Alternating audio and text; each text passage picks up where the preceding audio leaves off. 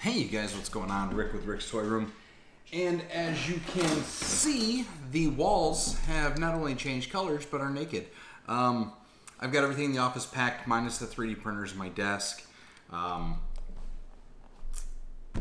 All the game room's completely packed. Everything's been moved into the game room, so there's really nowhere to go or walk in there. But we are continuing videos because we are getting stuff, and today is going to be a little bit of a more serious video.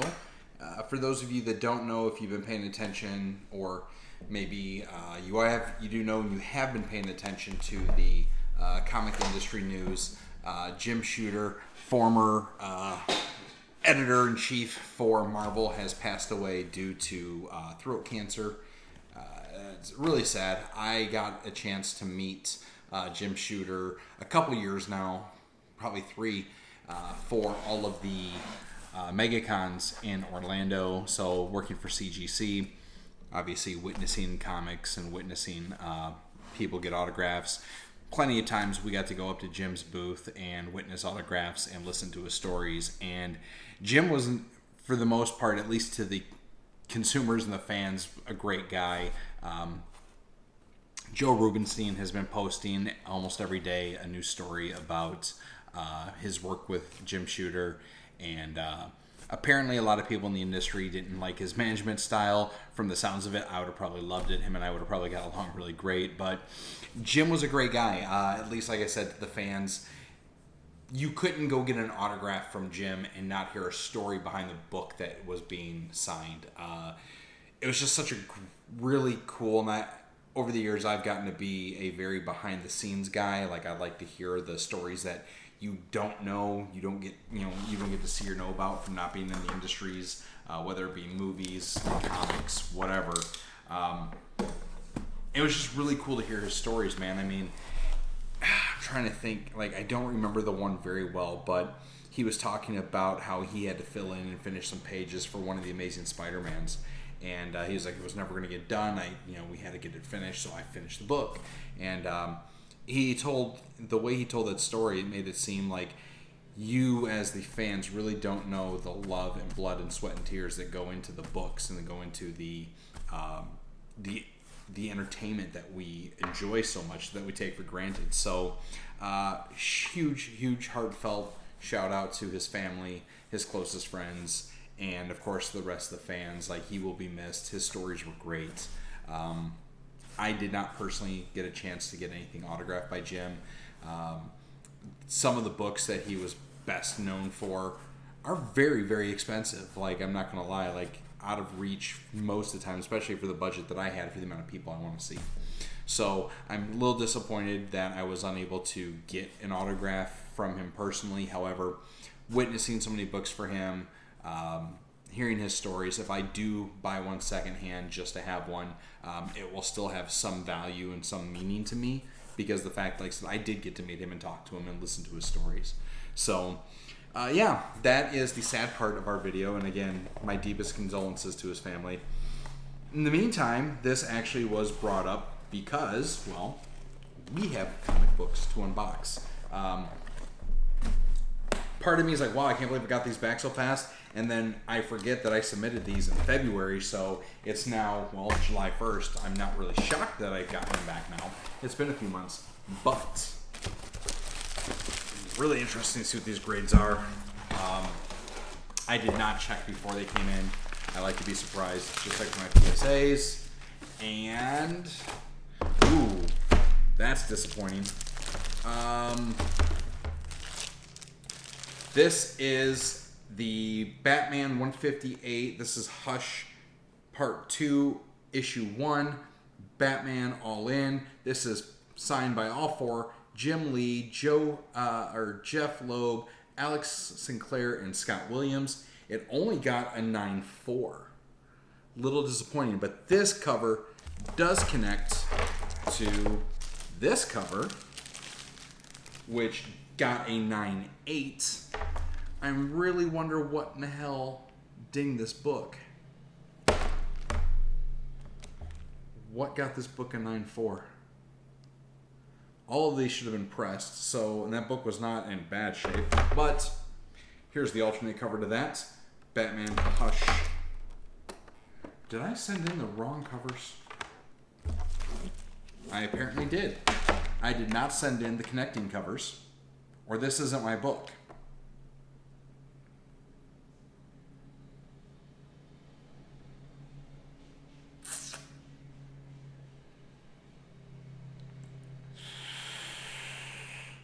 This isn't my book.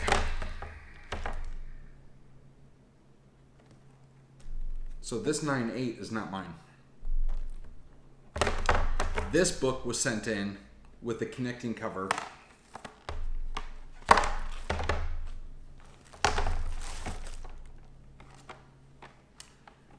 There's a panoramic version of this, and I'm going to have to go back to the auction that I won those books in. I don't think this one is mine. But this one, however, is mine. And this was a 9/8.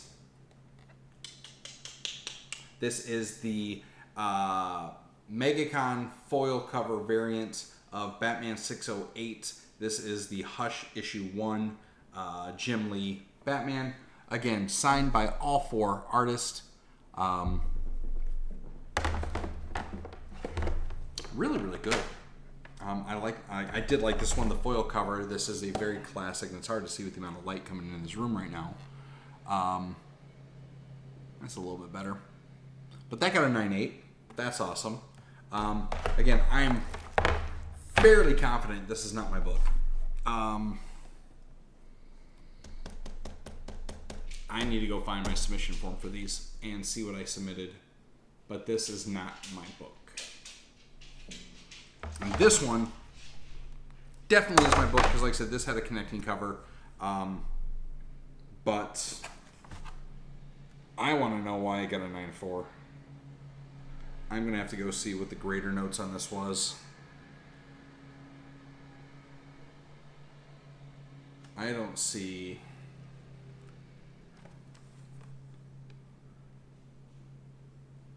I don't see any problem with the staples. I'm not seeing anything with the edges. Nope, that's the design. That's not a... I mean, this little back corner, bottom corner here has got a little bit of a ding on it, but not, I mean, 9/4? I mean, maybe a 9/6.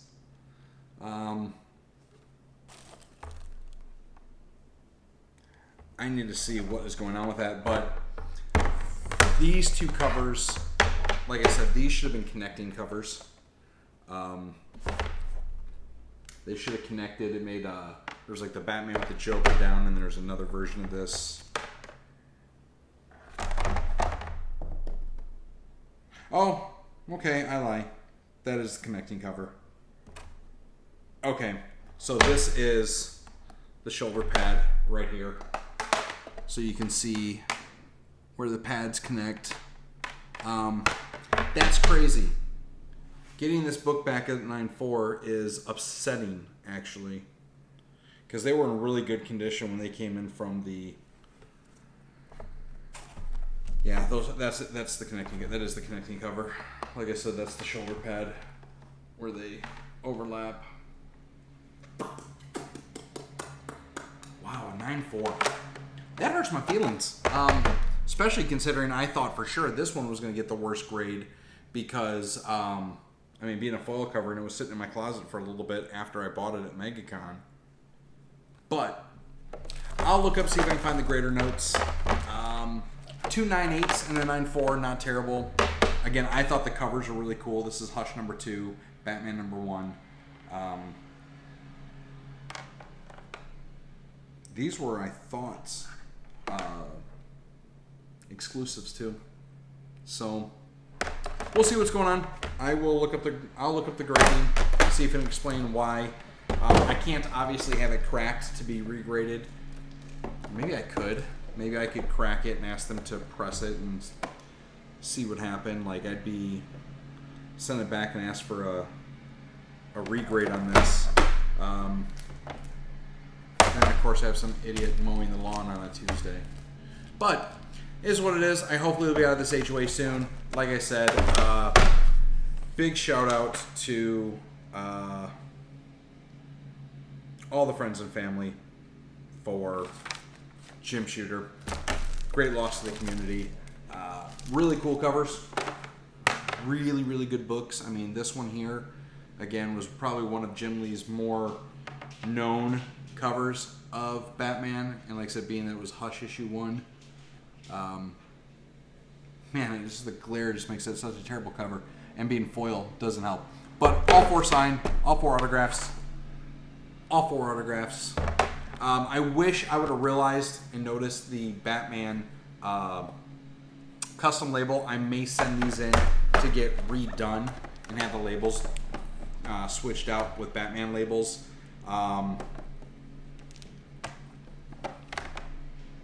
Yeah, I might do that because I really do like the custom labels way better than the generic yellows. So, we'll see. It's interesting. Each one of these, like, I almost feel that these are the wrong labels because these say Batman 93 on them, and each one of these are Batman 106. Or sorry, Batman 158, not 923. So I wonder if these are the wrong labels. Yeah, I don't think that 94 is mine. Because Batman 158, 525, and then it comes back in saying Batman 923.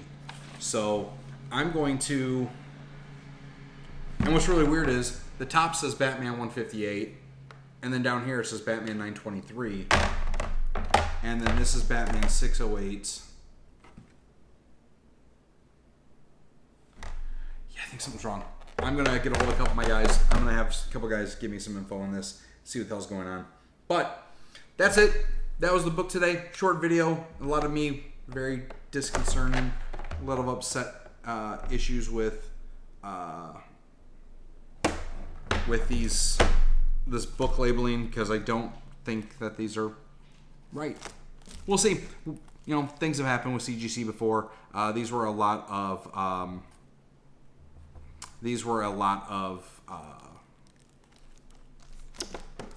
I know this was a big signing event for them, so it wouldn't be shocked if something happened here. I'm going to, like I said, get a hold of these guys, look it up, and we will see from there. And I'll do a follow-up either video or in the comments about what's happening with this, with these books, and see what they say. So, all right, guys. See you next video. All right, so second part of the video, I said I was going to do some second videos, but I'm just going to do this post-production, edit them up. According to the Greater Comics, Greater Comments, there is a bend in the top left corner, top right corner. And then there are stress lines at the spine. Now that they call that out and I get a flashlight on here, yeah, I mean, there's some really, really small creases in the edge, and there is a little bit of a ding in the corner. So, do I feel that it was enough to make it a 9.4? No, but I'm not a professional grader, right? So, I will accept my loss.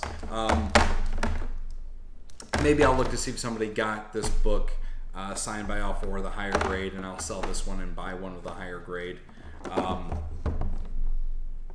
There's only a few pieces I've kept that I don't mind the lower grade on, just like Dean Cain, Superman TV book, you know, that I had done that you guys saw.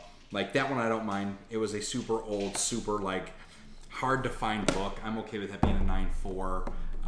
A couple of my Wolverine miniseries that was done by Frank Miller, I'm okay with those 9.4 because I got them from the Kevin Smith Whatnot auction for the View Askew comics. So that I don't mind. I guess I'll keep this as 9.4. I get it. The other two 9.8s, that's solid. You can't win them all, so I'm okay with that. It is what it is. I will. I'll put it on the wall once I move. Once I get the new house. This will make a cool addition to my Batman collection. I was gonna send in and have the glow-in-the-dark one signed, and then I was gonna have a black light blast it.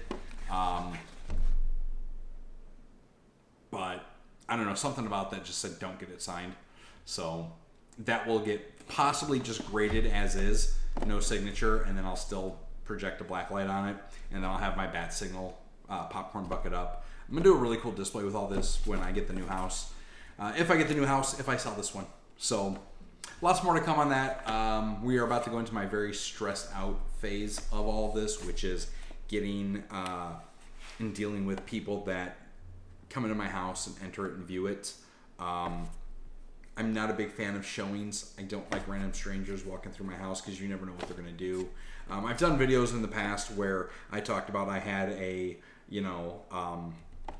realtor use my bathroom. I've had people go through my refrigerator, people that open my drawers. It's just weird to me. I think I'm going to do some things that are probably going to offend a couple people, but I'm going to write a good warning letter and post it up when people come to view the house. So I'll let you know how that goes when it goes. The house is listed. It is up for sale. I've listed it for $380. I do not expect $380. I'm not asking for $380. I'm shooting for a high mid $370. So hopefully we'll get that. I've got a house that I'm eyeballing right now in Champions Gate. So we will hopefully get some response. I actually found a few things out from the realtor today that makes me very happy. So I have all intentions on sending them an offer. I got to talk to my realtor about that, by the way. But I should hopefully have an offer out. It'll be contingent on me selling this house. I'm not going to do showings until after 4th of July just because I don't want to have to mess with the house up until 4th of July. I don't want to doink with getting it cleaned and doing all that right now, knowing that we're coming into a holiday weekend, that I'm going to be possibly drunk and doing who knows what. So we will wait until next week, and then I will have this place probably professionally cleaned and get it ready to show. So more to come on that too, but as always, like, subscribe, follow, and yeah, we'll take it from there. See you guys.